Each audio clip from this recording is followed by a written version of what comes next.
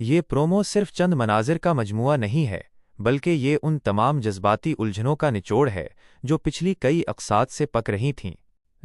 1 ہانیہ کی ہمت کا جواب دے جانا۔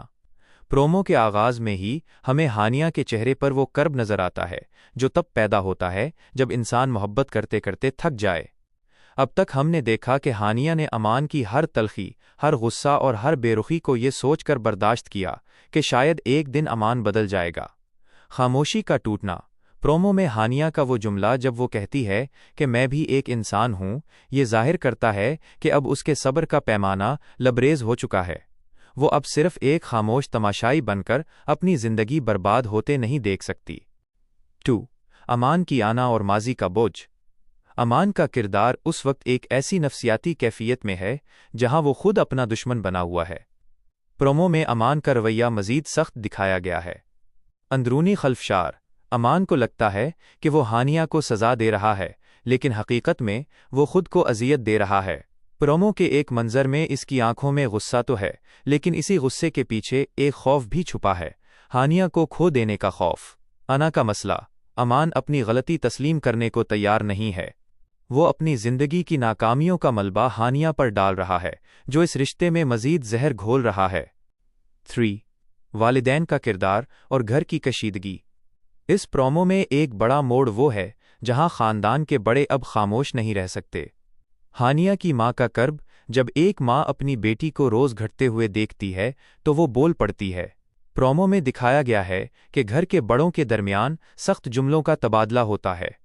یہ اس بات کی طرف اشارہ ہے کہ اب یہ معاملہ صرف میاں بیوی تک محدود نہیں رہا، بلکہ دو خاندانوں کے درمیان ایک خلیج پیدا ہو رہی ہے۔ سماجی دباؤ۔ ہمارے معاشرے میں طلاق یا علیحدگی کو جس نظر سے دیکھا جاتا ہے، اس کا دباؤ بھی اس پرومو میں محسوس کیا جا سکتا ہے۔ امان پر ہر طرف سے دباؤ بڑھ رہا ہے کہ وہ اپنے رویے پر نظر ثانی کرے۔ 4 وہ فیصلہ کن موڑ۔ ہانیہ کا گھر چھوڑنا۔ پرومو کا سب سے سنسنی خیز حصہ وہ ہے جہاں ہانیہ اپنا سامان سمیٹ رہی ہے۔ یہ منظر ناظرین کے دل دھڑکا دینے والا ہے، کیونکہ آخری حد ہانیہ کا بیگ پیک کرنا اس بات کا اعلان ہے کہ اب وہ اس گھر میں مزید ذلت برداشت نہیں کرے گی۔ امان کا رد عمل۔ جب امان اسے جاتے ہوئے دیکھتا ہے تو اس کے چہرے کے تاثرات دیکھنے لائق ہیں۔ کیا وہ اسے روکے گا؟ کیا اس کی محبت اس کی آنا پر جیت جائے گی؟ یا پھر وہ اسے ہمیشہ کے لیے اپنی زندگی سے دور جانے دے گا؟ خلاصہ اور تجزیہ۔ قسط نمبر 25 کا پرومو یہ بتاتا ہے کہ اب کہانی میں اب یا کبھی نہیں، ناؤ اور نیور والی صورتحال پیدا ہو چکی ہے۔ اب تک کی اقساط میں ہمیں صرف دکھ اور جدوجہد دکھائی گئی، لیکن یہ قسط ممکنہ طور پر ایک بڑا فیصلہ لے کر آئے گی۔ اہم نکتہ: یہ ڈرامہ اب اس نہج پر پہنچ گیا ہے جہاں ناظرین یہ جاننا چاہتے ہیں کہ کیا محبت واقعی سب کچھ ٹھیک کر سکتی ہے، یا کچھ زخم اتنے گہرے ہوتے ہیں کہ وہ رشتوں کو ہی نگل جاتے ہیں۔